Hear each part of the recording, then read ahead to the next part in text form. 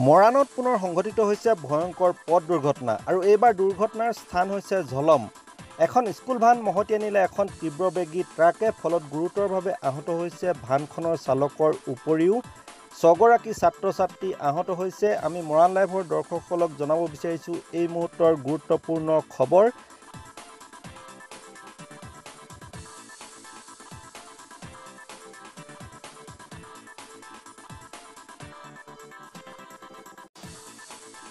ইটোৰ পাছত সিটো পথ দুৰ্ঘটনাই জোকাৰি গৈছে মৰাণ আৰু আজি পুনৰ পথ দুৰ্ঘটনা সংঘটিত হৈছে মৰাণৰ ঝলমত। এখন স্কুল ভান মহতিয়াই নিছে এখন ট্ৰাকে। এই মুহূৰ্তৰ গুৰুত্বপূৰ্ণ খবৰ, চেপন চকলীয়া অঞ্চলৰ পৰা মৰাণৰ চেণ্ট জোচেফ স্কুললৈ 12 গৰাকীকৈ ছাত্ৰ ছাত্ৰী কঢ়িয়াই অনা এখন ইকো স্কুল ভান মহতিয়াই নিছে এখন তীব্ৰবেগী ট্ৰাকে। ফলত আহত হৈছে ভানখনৰ চালকজনৰ লগতে আন 6 গৰাকীকৈ কণ কণ ছাত্ৰ ছাত্ৰী।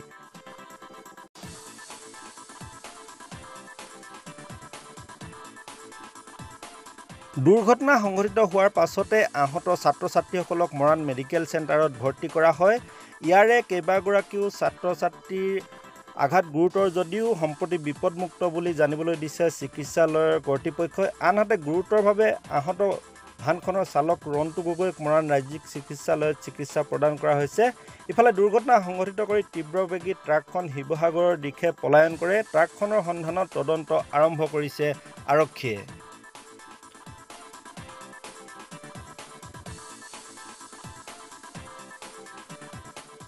যথেষ্ট উদ্বেগজনক খবৰ, কিয়নো ইটোৰ পিছত সিটো পথ দুৰ্ঘটনা এতিয়া সংঘটিত হ'বলৈ ধৰিছে মৰাণৰ বিভিন্ন অঞ্চলত।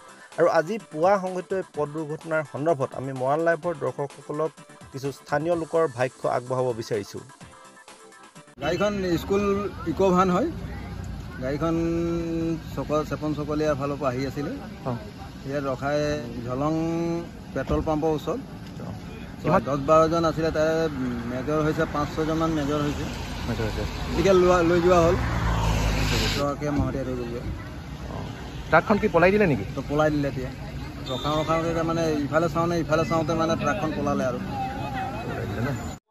আজি ৰাতিপুৱা এই চেপন আৰু চকলীয়া আশে পাশে যিবিলাক আমাৰ চেণ্ট জোচেফৰ ষ্টুডেণ্ট আছিলে, প্ৰতিদিনে আমাৰ ৰন্তু গগৈৰ গাড়ীত তেখেতসকলে আহি থাকে আৰু প্ৰতিদিনৰ দৰে আজিও ৰাতিপুৱা তেখেতসকলে স্কুললৈ ওলাই আহিছিল। হঠাতে ঝলঙৰ ওচৰতে এটা দুৰ্ঘটনা পতিত হোৱাত প্ৰায়খিনি ছাত্ৰ ছাত্ৰীয়ে অলপ হ'লেও অলপ আঘাতপ্ৰাপ্ত হৈছে আৰু তেখেতসকলক ততালিকে আমি সকলোৱে মিলি পেলাই চিকিৎসালয়ত লৈ আনি পেলাই চিকিৎসাধীন কৰাই আছোঁ। বৰ্তমান সকলোৱে অৱস্থা সংকটজনক নহয়, সকলোৱে সুস্থ বহৰিৰে এতিয়া আছে। আমি দেখি পাইছোঁ যিজন ড্ৰাইভাৰ বা গাড়ীৰ মালিক যিজন ৰন্তু গগৈ চকলীয়াৰ নিবাসী, তেখেতে অলপ গুৰুতৰভাৱে আঘাত পাইছে, গতিকে তেখেতকো আমি চিকিৎসা কৰাই আছোঁ। আমি চৰকাৰী হস্পিটেলত মৰাণৰ চৰকাৰী হস্পিটেলত তেখেতসকলক চিকিৎসা কৰাই আছোঁ। আৰু গাড়ীখনৰ অৱস্থা খুব এটা বেয়া। গাড়ীখন মৰাণৰ পৰা শিৱসাগৰ অভিমুখীলৈ গৈ আছিল। ট্ৰাক এখন আছিল বুলি আমি ইতিমধ্যে গম পাইছোঁ, আমি দেখা নাই, কিন্তু ড্ৰাইভাৰৰ মুখৰ পৰা আমি গম পাইছোঁ যে ট্ৰাক এখন আছিল। ট্ৰাকে খুন্দিয়াত দুৰ্ঘটনাটো সংঘটিত হ'ল। গতিকে মই ভাবোঁ প্ৰশাসনে নিশ্চিতভাৱে, আমাৰ মৰাণৰ যি প্ৰশাসন আছে, প্ৰশাসনে নিশ্চিতভাৱে গাড়ীখন আটক কৰিবলৈ সক্ষম হ'ব। 12জন ষ্টুডেণ্ট আছিলে।